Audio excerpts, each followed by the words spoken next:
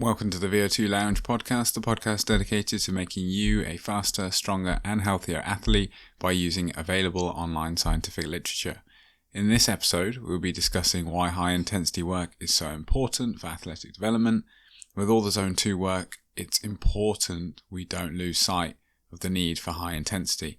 Zone 2 is pretty popular at the moment, and it's almost, I would say, the new hit when it comes to the fitness world. We will discuss what VO2Max is, optimal training for untrained athletes, optimal training for highly trained athletes, and whether more endurance miles make sense, optimizing your training plan as a whole, how hard you need to go during a high intensity interval workout session, whatever you want to call it, and even the science behind a sub-2 marathon. But before, let me just say, if you are new, welcome to the VO2 Lounge.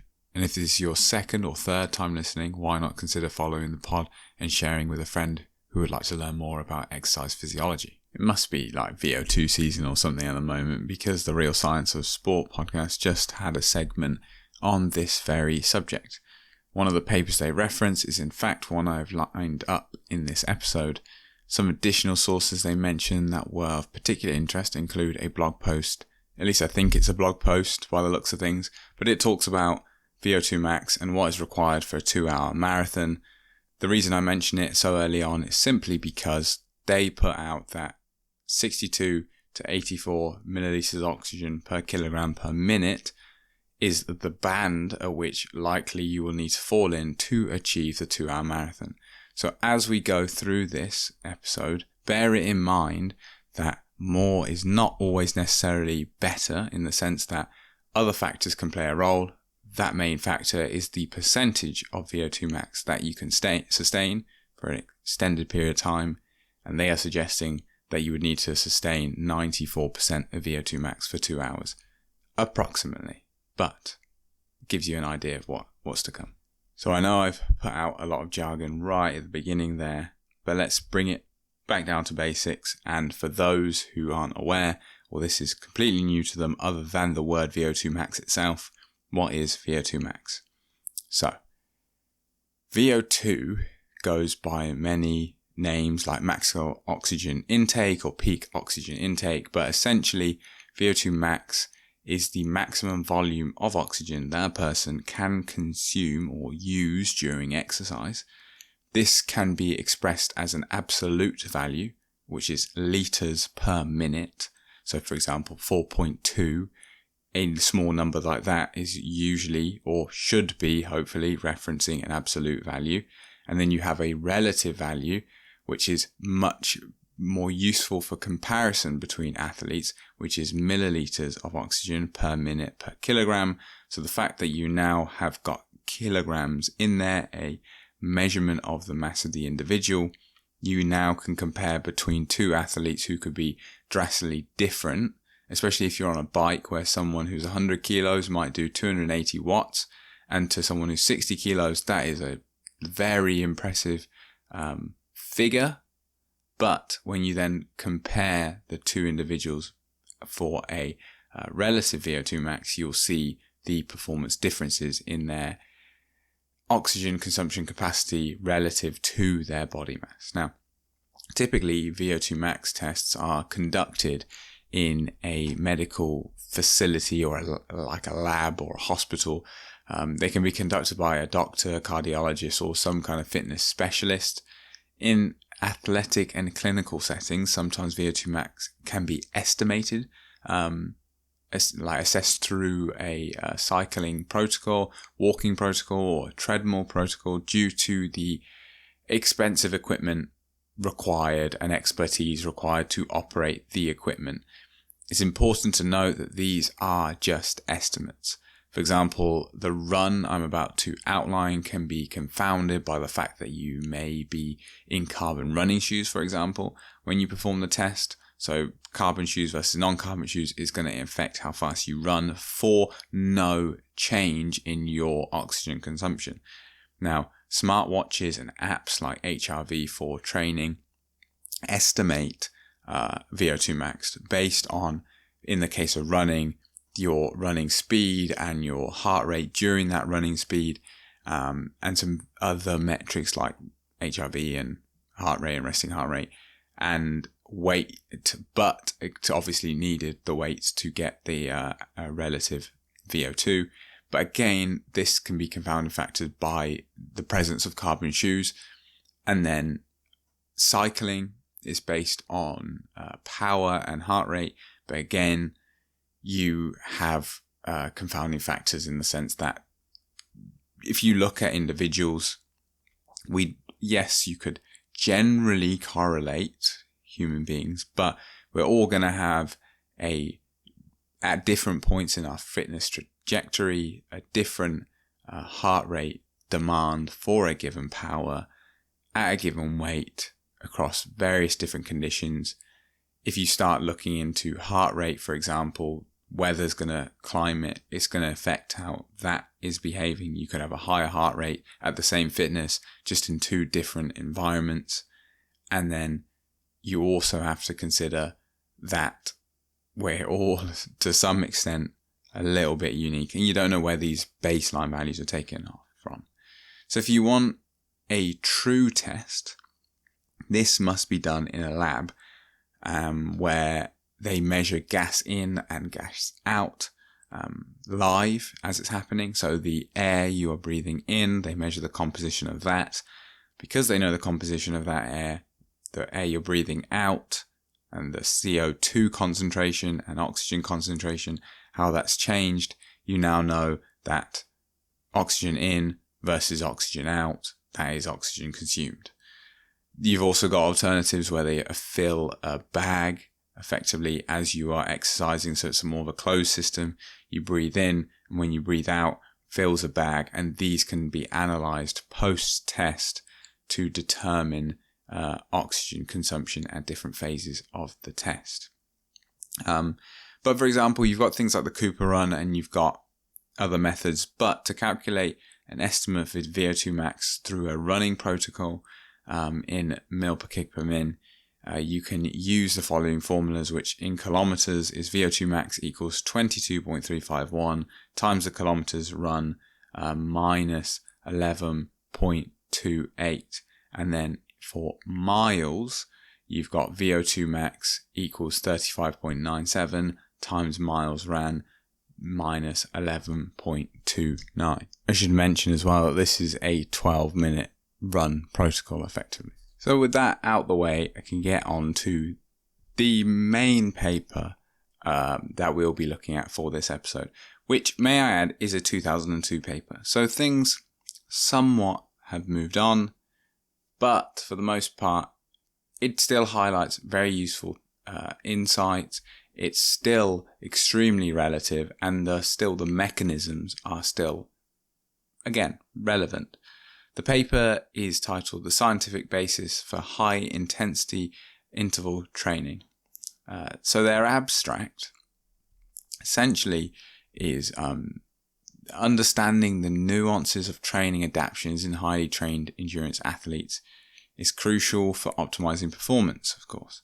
While the effects of submaximal endurance training are well documented, in sedentary and recreational individuals, the picture becomes a little bit murkier when it comes to those already at an advanced level of fitness.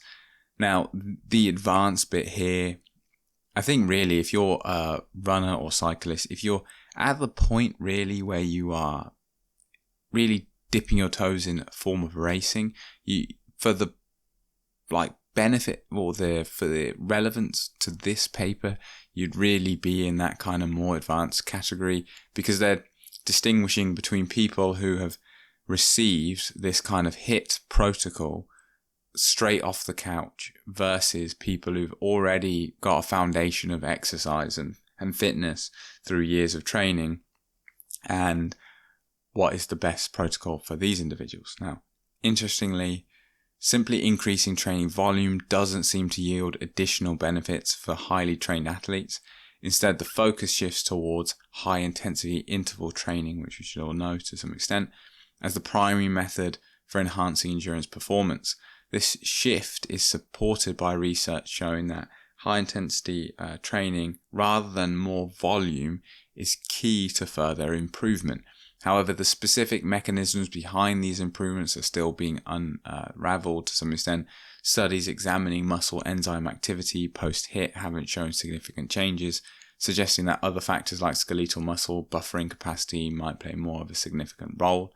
There are numerous areas where further investigation is warranted.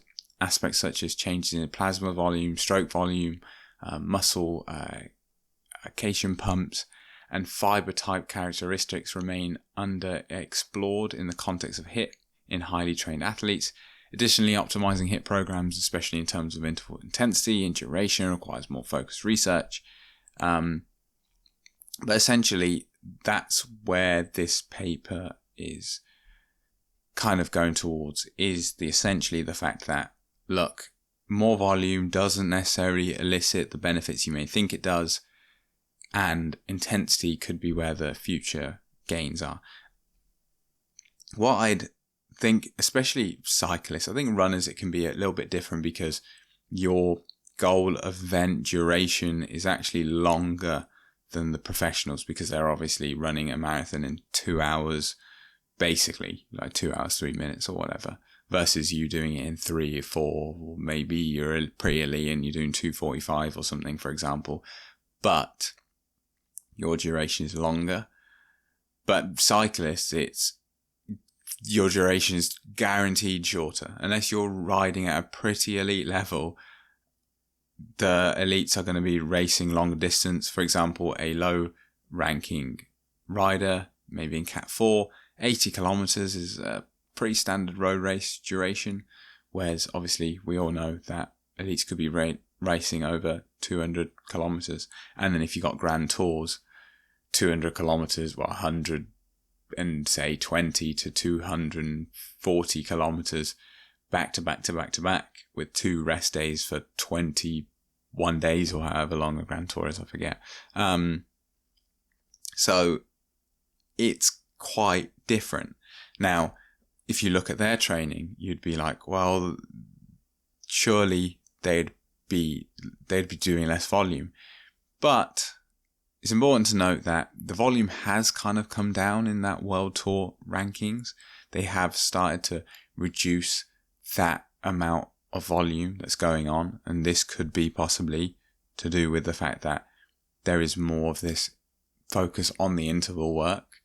And so as a result, volumes come down.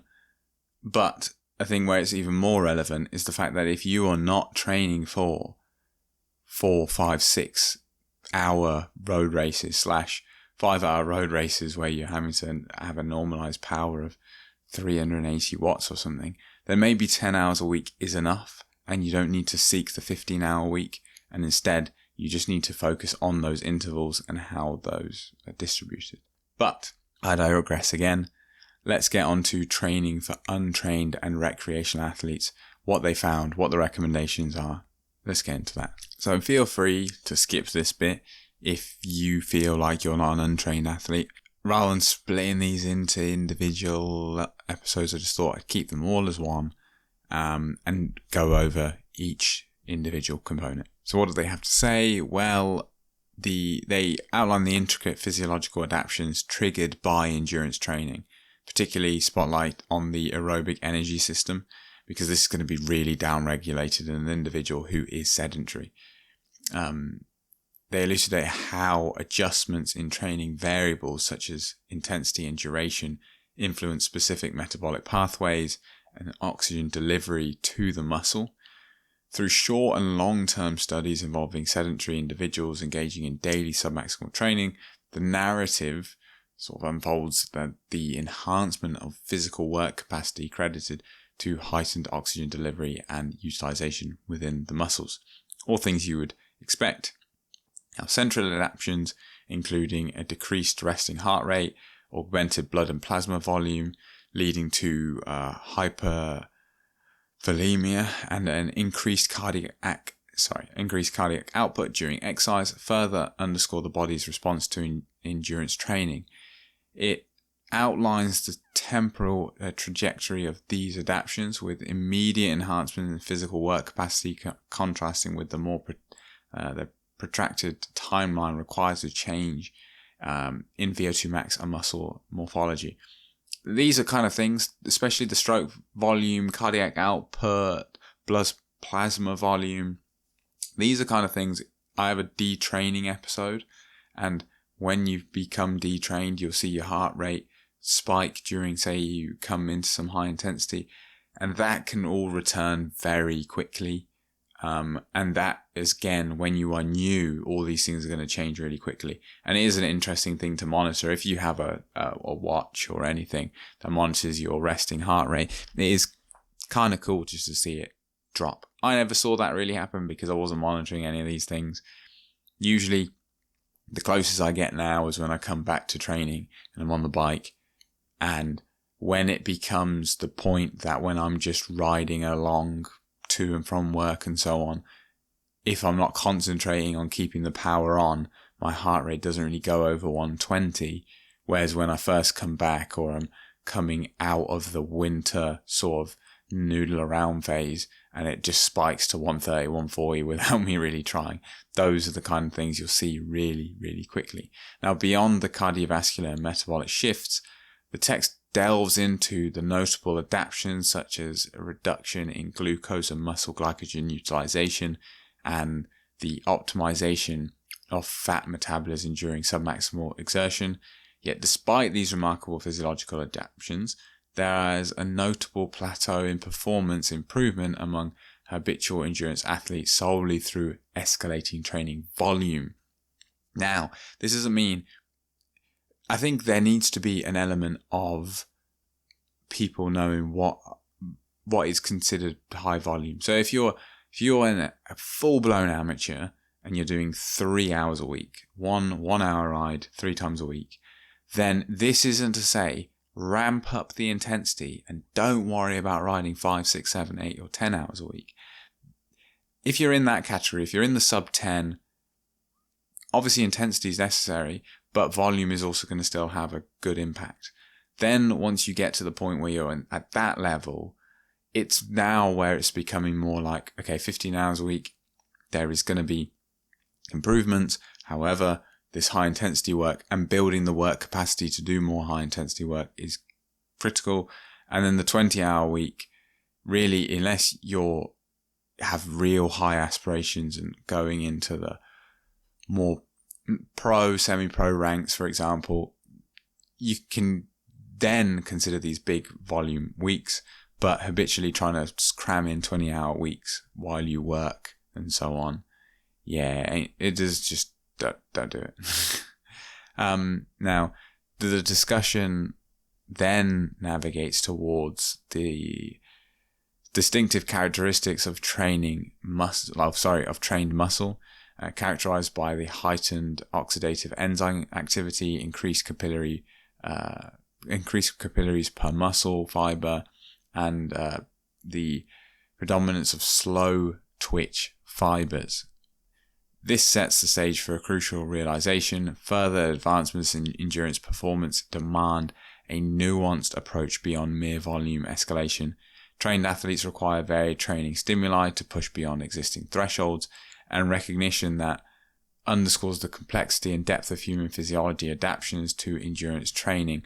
And you probably do know somebody who maybe they commute to work, maybe they just like riding long distance. I have known people who it isn't uncommon for them to rack up a 100-mile ride every weekend and maybe do like especially in summer, 60 to 80 kilometer rides in the week, and maybe then like a smaller one.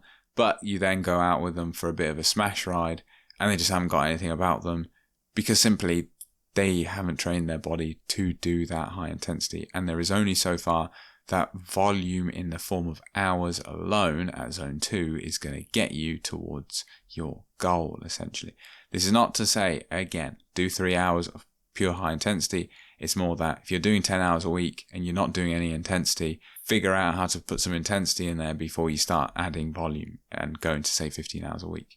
It's almost like a stepping stone. So what about high intensity work for these newly trained sedentary individuals?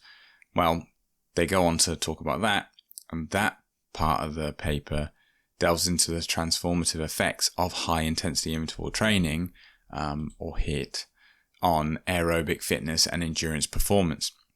Particularly it highlights the potential to accelerate improvements in individuals who are sedentary or engaged in recreational activity. And traditionally, it was believed that reaching the aerobic capacity seen in elite athletes required years of consistent training.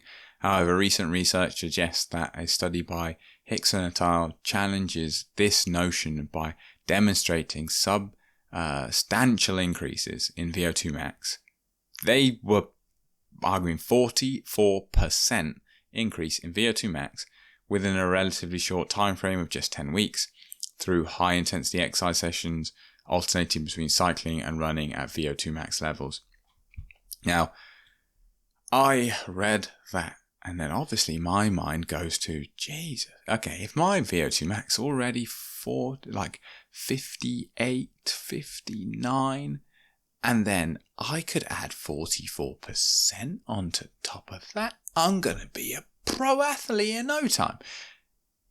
Bear in mind, if your VO2Max is already like 55 or 60, unless you are just riding 10 hours a week with no intervals on, like, I'd say not even pancake flat terrain, just you're not really pushing over any hills or anything, then this isn't going to happen to you. I imagine in this study, what you'll find is, as they've said, it's sedentary individuals. So maybe they've gone from a VO2Max of 20 to 30 or 30 to like 40, for example. So they're still within that sub-elite category, hence why it's possible. It's the most training their body will ever have seen if you're a good responder, so on and so forth. So if you're someone who's already heavily trained, take that with a pinch of salt and don't think that you're going to be Lance Armstrong by next week, or should I say in 10 weeks. But beyond mere time efficiency, HIIT also offers metabolic advantages over continuous exercise. Intermittent exercise, characterized by brief intense bursts followed by short rest periods, promotes increased lipid utilization and decreased glycogen depletion compared to continuous exercise. This divergence in metabolic pathways suggests that a manner in which exercise is structured can significantly impact the body's fuel utilization and subsequent adaptations that come from it. In terms of physiological changes, HIIT has also particular efficacy in enhancing oxidative capacity in type 2 muscle fibers. So the fiber type that you normally associate with being incredibly glycolytic, hence its ability to turn over energy quickly, utilize energy quickly, produce incredibly high force relative to its type 1 counterpart. So it's making it more type 1-esque, effectively. Now, which is typically associated with anaerobic metabolism, as I've said. This finding suggests that HIIT may induce adaptations that bridge the gap between aerobic and anaerobic energy systems, potentially contributing to the overall performance gains. And this would kind of make sense to some essence, because if you look at it in a sense that if you're doing continuously steady state aerobic work, the type 2 fibers aren't being stressed effectively. They're in the same building as the type 1s, but only so many phones are ringing. So they're like, I don't need to answer any of these because the type 1 fibers have got this all under control. But then suddenly all the phones start ringing and there's way too many calls coming in for the type 1 fibers to cope with. So the type 2 fibers are now like, I better answer some calls here. And so essentially that's what it looks like it's doing. You are leaning so far out of the remit of the type 1 fiber, or at least overloading it to the point the type 2 fiber has to get its act together and actually support the effort when it's not an anaerobic or an extremely exhaustive, high force producing effort. It has to get involved. And as a result, it goes, I can't be this glycolytic and support this work. So it becomes less glycolytic and starts becoming more fat oxidative capable. Now, The comparison between continuous training and HIIT training reveals mixed findings regarding their respective effects on enzyme activity and adaptation markers. While continuous training has demonstrated improvements in citrate synthase or CS activity, HIIT may lead to a greater enhancement in adenylyl kinase activity and other markers. This outlines the complexity of the body's response to different training stimuli and highlights the need for tailored approaches to maximize training outcomes. Stuff like that you don't really have to worry about. Essentially, you're going to see the power change or the running speed change and go from there. Now, recent research comparing continuous running with HIIT among recreational runners provides further insights. Although continuous running appeared to yield greater improvements in VO2Max and time to exhaustion compared to shorter HIIT sessions, these findings may be influenced by the participants' initial fitness levels, and emphasizes the importance of considering individual baseline fitness when evaluating training interventions. And that, I think, is a really key point that could be overlooked, is that although the high intensity work is lifting that ceiling of VO2, the amount of oxygen you can physically get in, it's no good if your time to exhaustion is really low, which is what this baseline fitness appears to do. So it's almost like you need both, because you need to be able to have the engine to actually produce the peak power or the steady state power, but then you also need the aerobic system to keep it up, right, and keep the power going through long sustained efforts, which is where this on a poorly trained individual could result in impressive figures from a standpoint of peak output, but less impressive figures when it comes to what percentage of their VO2max can they operate at a prolonged period of time. Now, studies investigating repeat supermaximal HIIT in untrained individuals have shown significant enhancements in muscle enzyme activity, anaerobic power output, total work done, and VO2max. These findings highlight the multifaceted benefits of HIIT, which extend beyond more improvements in aerobic capacity. I think really the takeaway from this section to me was, if you are sedentary and you're someone who doesn't really like exercise so much, and then it's daunting thinking that to get a good VO2 max I need to do 10 hours a week of exercise. Reality is you can probably have one really high intensity exercise bout, or maybe two, and then just have 1 or 2 zone 2 days. So mix them up how you want, but essentially you could get away with 3 days of some kind of continuous training on the bike, running, whatever it is, and then only one of those days really needs to be ultra high intensity to really bump up that VO2 max. But now we are going to go on to elite riders. This is the bit most people who've probably found this episode are interested in. So welcome. If you have skipped forward to this point, don't worry about anything I previously said. You haven't missed out on anything, because all the information for you is going to be here. And for those who listened through the amateur section, we have now arrived at the point that is probably of interest to you. So elite riders, they start this section of the paper with the following text. Many exercise scientists base their advice to athletes on training principles developed from studies completed with previously untrained or occasionally active individuals. As shown in the previous section, this is problematic. Research has consistently shown that endurance training in previously untrained individuals will increase VO2 max, capillary density, oxidative enzyme activity, and plasma volume. However, changes in these variables do not occur when already highly trained athletes increase the volume of their submaximal training.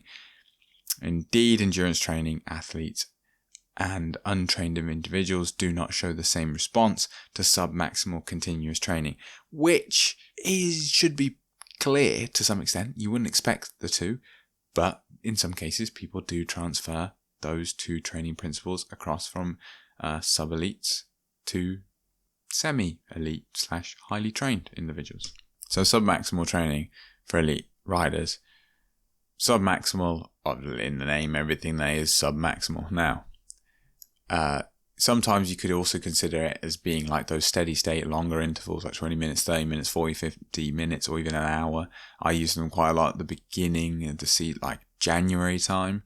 When I first come back, I've done a little bit of volume and then I'm coming in, and I find it's a great way of just getting that endurance ticking along in a much shorter compressed format rather than going out for 4 or 5 hours. Just do 2-3 hours, and one of those hours is just at that sort of limit of submaximal effort. Now, in the paper, they highlight a critical concept in endurance training: the diminishing returns of further increasing submaximal training volume once a high level of aerobic capacity, VO2Max, that is greater than 60 mil per kg per min has been achieved. The study by Costa and colleagues demonstrated that doubling the swim training distance over a short period didn't lead to improvements in swimming performance, aerobic capacity, or muscle metabolic activity, and this suggests that athletes who are already well trained may have reached a plateau in their metabolic adaptations to submaximal endurance training. Now, it's obviously really conflicting, and obviously this paper is a little bit old, 20 plus years. But I suppose it's a good metric to go by. If you're someone who's, got the finances to go to a lab and get a VO2Max test, or your estimate metrics are surpassing that 60, or you're very close, then it could mean that whatever volume you're currently at, you don't need to surpass that volume. The bit that's conflicting is obviously you have athletes in different sports, whether that's cycling, triathlon, whether you've got things like the Lifetime Grand Prix, where lately it seems to be 40-hour weeks of the new bloody craze. Is it just the fact that the individual who's spiked people's interest in these huge, massive blocks just happens to be that bit better anyway, and it's not necessarily the massive blocks that are actually leading to these adaptions? I don't know. But this was a useful metric for me to go, look, if your VO2Max is already in this realm, then maybe volume's not the answer. Maybe you can still give it a go, but don't invest an 8-week block of trying to elevate that volume expecting huge changes. But I don't know. It's still a bit unclear which is actually required. Now, a meta-analysis conducted by Laundrie et al. Supports this notion. They found that continuous training at exercise intensities corresponding to ventilatory or lactate threshold failed to elicit additional improvements in highly trained athletes. However, the authors noted that trained individuals might respond better to high-intensity training as a result. Essentially, once athletes reach a level of training, further increases in submaximal training volume may not lead to significant improvements in performance or physiological variables. Instead, focusing on high-intensity training might be more beneficial. That is where you get that glimmer of understanding / hope of maybe the reason that an elite rider is going from 15 to 20 or 25 hours a week is because they've initially maxed out that amount of endurance work, then they've gone to max out the high intensity work, and now they're at 15 hours a week, say for example, but they still need to improve. So the only volume they can tag on is just baseline endurance work. So that's what you tag on to get the final few percent. But when you're an individual who's not full-time, then prioritizing the maximization of a certain amount of basic volume and then the high intensity work is likely going to be the priority focus that you should have. So what about high intensity interval training for these highly trained individuals? Now, incorporating high intensity work into training regimes of highly trained endurance athletes is a strategy that has garnered significant attention and adoption within the athletic community. Of course, as we know, typically training programs for elite endurance athletes are structured to include distinct phases, with high intensity work often being integrated as athletes approach their competitive seasons. This structured approach begins with an initial phase aimed at building an aerobic base, which lays the foundation for subsequent training adaptations. As the competitive season nears, the focus shifts towards intensifying training, with high intensity sessions becoming a central component. You could see anywhere from 2 to 3 a week. I know running can be a bit different with double days and so on, but let's just stick to like 2 or maybe 3 depending on training volume. Now, despite coaches historically employing high intensity training to enhance the performance of elite endurance athletes, the scientific understanding of its underlying physiological mechanisms has only recently begun to emerge. Researchers have embarked on investigations aimed at unveiling the intricate metabolic demands and performance outcomes associated with HIIT in this population. Now, studies exploring the metabolic responses have uncovered some interesting findings. It's been observed that high intensity work elicits high rates of carbohydrate oxidation, a crucial energy pathway for sustained performance, alongside a progressive increase in fat oxidation throughout the duration of training sessions. These metabolic adaptations likely contribute to the improved performance observed following these high intensity bouts. Researchers have consistently documented enhancement in various performance metrics following high intensity sessions. These improvements encompass a wide range of parameters, including respiratory exchange ratio, recovery heart rate, ventilatory threshold, and peak power output. And importantly, these performance gains extend beyond laboratory settings and have been demonstrated to translate into enhanced performance across different endurance activities such as running and cycling over various distances.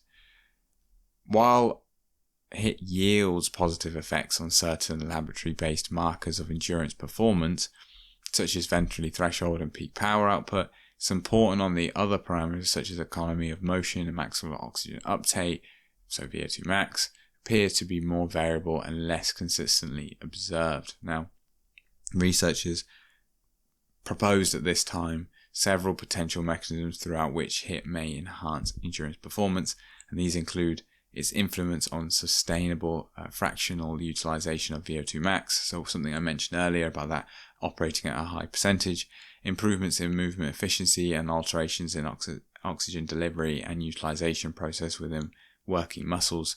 However, further research is needed to understand the precise physiological pathways through which HIIT exercise is affected and how it's affected. So we'll go through central and peripheral adaptations and kind of outline what exactly it is that is occurring as a result of these high intensity bouts. So central adaptations to endurance training play a pivotal role in enhancing the delivery of oxygen to working muscles, a critical factor in sustaining high intensity exercise performance. Now, despite the fact that maximal heart rate tends to remain unchanged following endurance training, improvements in oxygen delivery during high intensity exercise primarily stem from an increase in stroke volume. Stroke volume refers to the amount of blood ejected by the heart with each contraction, and its augmentation is key to enhancing cardiovascular efficiency. It's just the size of that pump, essentially. This augmentation in stroke volume can occur through two primary mechanisms. Now, firstly, an increase in the contractile force of the left ventricle, that is the left side of the heart. And then secondly, an elevation in cardiac filling pressure leading to greater end systolic volume and consequently higher stroke volume. This kind of highlights the fact that if some alien species turned up and probed us without us knowing, and they were to just watch us exercise, they'd think that it was bad for you because you've got heightened blood pressure, you've got heightened heart rate, your core temperature's increasing, blood glucose is doing all sorts of things. You would honestly be like, do not do this. This is bad for you. Inflammation's up. Oxidative stress is up.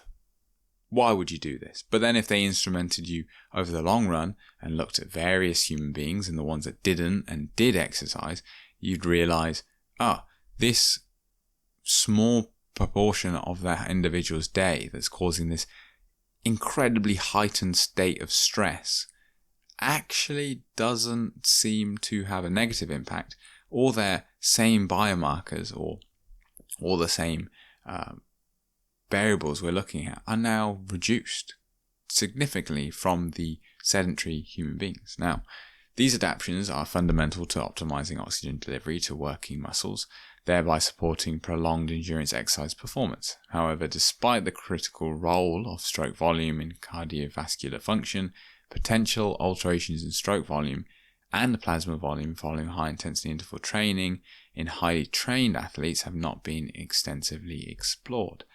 This represents a gap in the understanding of cardiovascular adaptations to high-intensity training, particularly considering the maximal oxygen uptake closely linked to maximal cardiac output often shows minimal changes following HIIT in highly trained athletes. Now, plasma volume expansion induced either through training or heat acclimation is regarded as a vital mechanism for promoting cardiovascular stability, enhancing thermoregulation during prolonged exercise. This is something I've actually covered in one of my previous episodes on the benefits and the methods around hot and cold exposure, and it talks about this as one of the benefits of the increased stroke volume as a result and cardiac output as a result of heat acclimation. This expansion helps to mitigate cardiovascular stress by maintaining arterial and venous pressures, ultimately preserving or improving stroke volume. However, the impact of artificial plasma volume expansion on stroke volume is highly trained athletes who typically possess higher plasma volume levels remain less clear. Another potential avenue through which HIIT may enhance endurance performance in highly trained individuals is via improvements in heat tolerance. While HIIT sessions are typically conducted under controlled thermal conditions, the high intensity nature of the exercise can lead to elevated or significantly elevated core temperature when you compare it to just baseline movements. Endurance training induced plasma volume expansion partially acclimatizes individuals to heat stress, potentially enhancing their ability to regulate temperature during subsequent exercise bouts.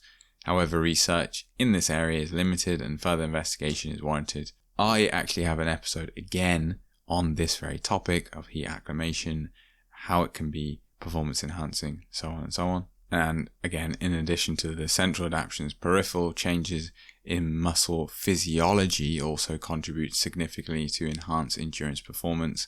These adaptations involve improvements in ATP, adenosine triphosphate, the little energy currency of the muscle, production and utilization within working muscles, ultimately enhancing muscular endurance.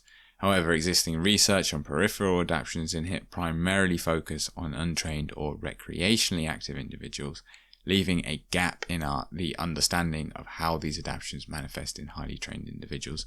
This is a general trend that most studies you read, a lot of the time there's a gap in knowledge on elite athletes because pinning them down can be quite hard for a prolonged period of time for something that may be a detriment to their end performance.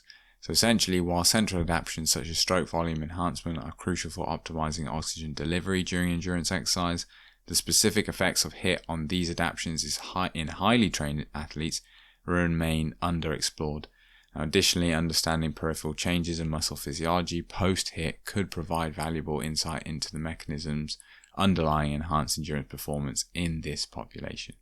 Now, again, they just state further research is needed. So next, we'll talk about high-intensity program enhancement and optimization.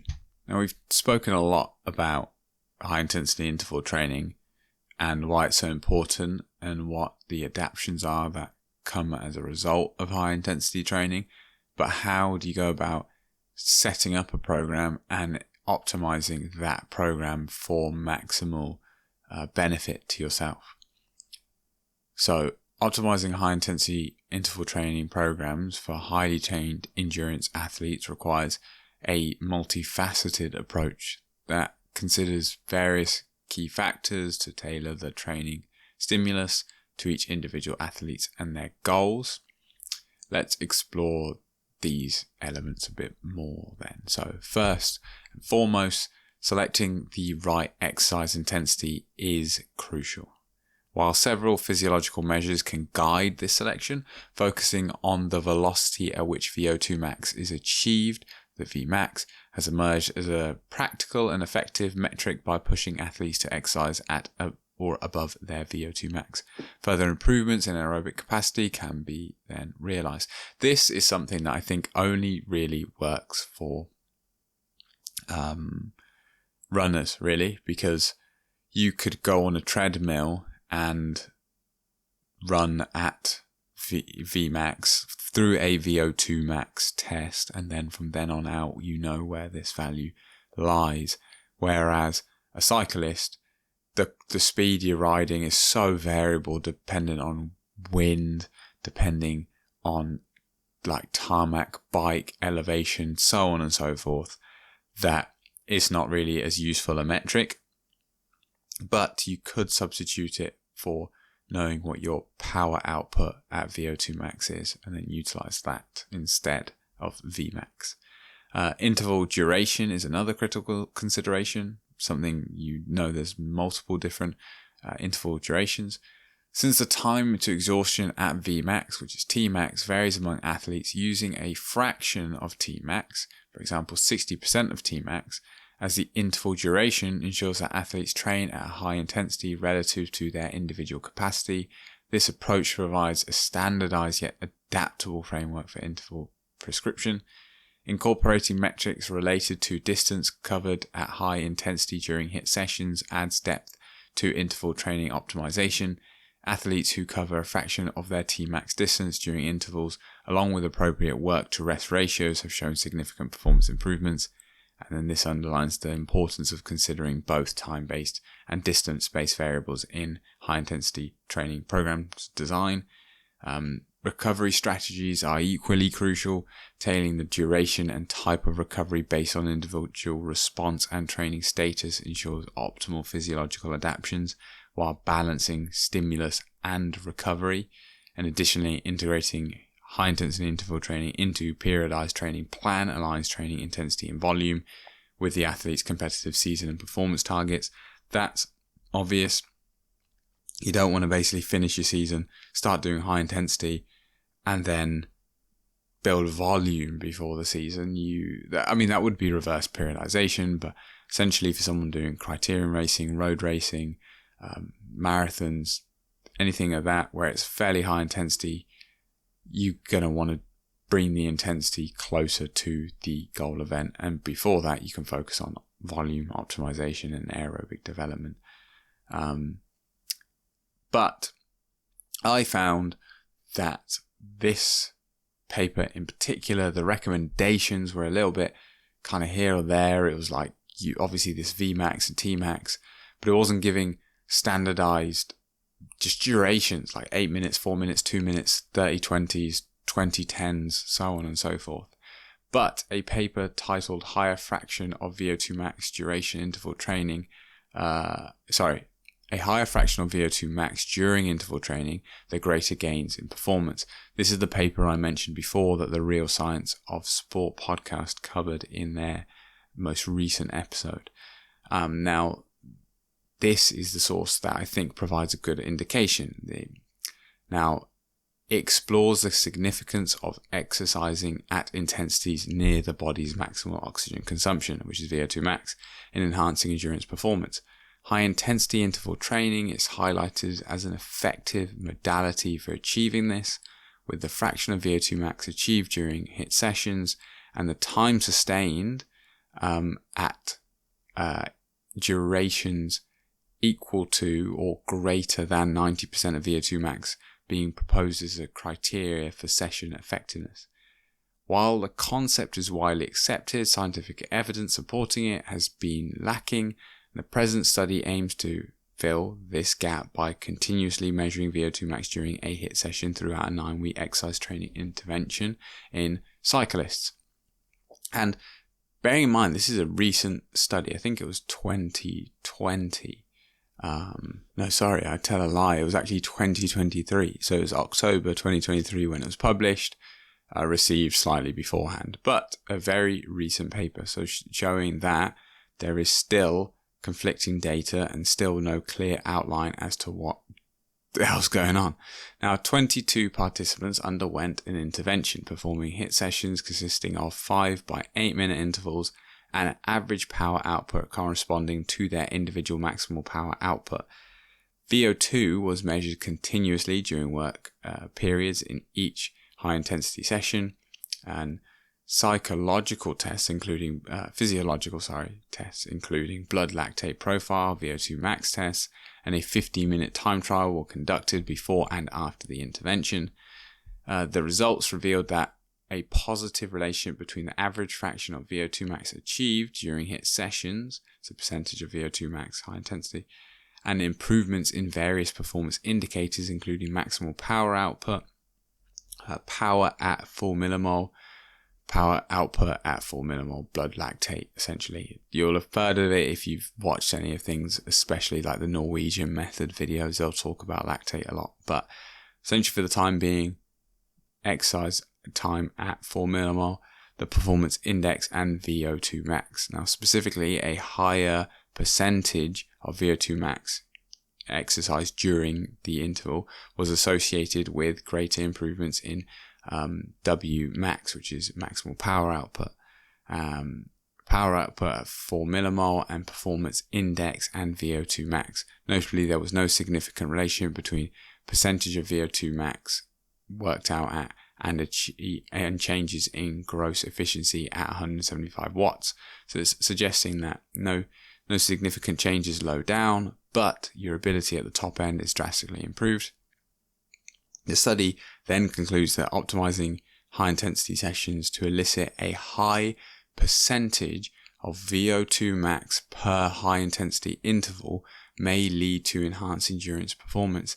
This finding provides valuable insight into applied exercise physiology, emphasizing the practical significance of tailoring HIIT protocols to achieve optimal physiological responses. The awkward thing about cycling to some extent is the fact that what you want to be able to do is the studies are always going to lag the actual what's going on in the field, because studies require funding, ethics, so on and so forth. Whereas in the real world, an individual can go, I'm going to try this for 6 weeks, or a coach can say, we're going to try this for 8 weeks.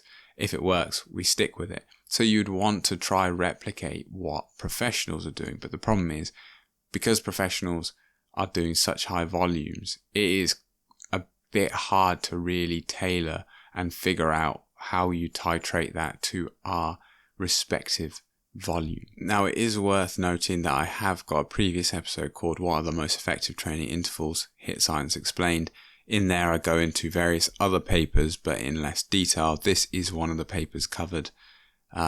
It's worth noting that there is one of them titled Tabata training, one of the most energetically effective high-intensity intermittent training methods, where they perform Tabata exercises where it's 7 to 8 sets of 20 seconds of exercise, essentially to exhaustion, and then a 10-second cool down. Like, this is a real maximal effort, and you're doing 7 to 8 of these in a block, followed by some rest, and then you can do another block. There's also a paper titled Optimal Training Intensity of Enhancing a Maximal Oxygen Uptake of Distance Runners. Again, sort of facilitating the idea that a higher percentage of VO2Max is going to elicit greater responses. And then you also have 2 other papers that both outline the fact that these shorter exercise durations, when matched when effectively volume matched, so they're not doing the same amount of time per each interval, because one was 4x16, one was 4x8, one was 4x4. They effectively balance them and decrease the duration but increase the intensity, and they found that 4x4 was the most effective at increasing VO2Max. And then same for another paper using similar distributions, did not include a 4-minute effort but did include the 8-minute effort, and also saw increases. So essentially, these shorter efforts are going to be key to improving exercise performance. And how hard do you need to go?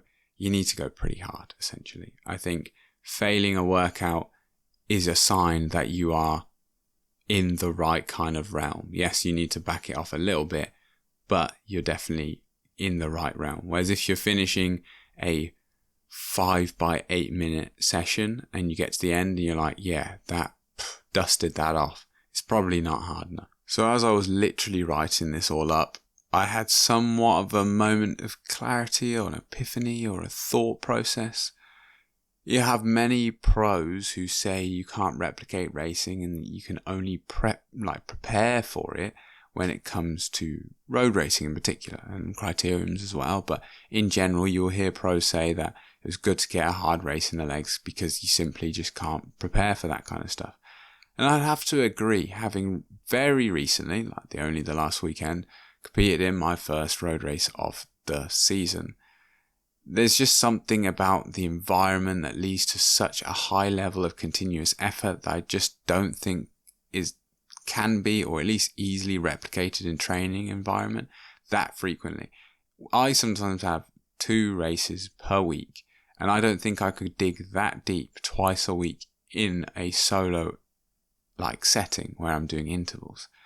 And the stimulus is definitely not a placebo. As just looking at my power trajectory through the race season last year, it far outweighs anything I've achieved in training in previous years. Yes, this could be a point of growth as I've hit, say, 5 years of consistent training, or it could just simply be that this is a defining moment of a reasonably high volume of high intensity work.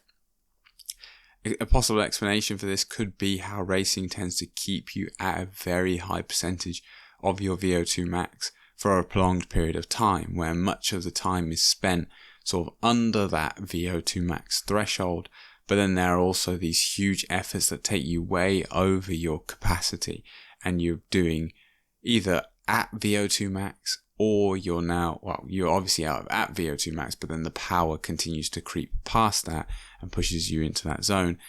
And it could be eliciting those those benefits. And prior to sort of reading through these, a lot of the information sort of suggested that,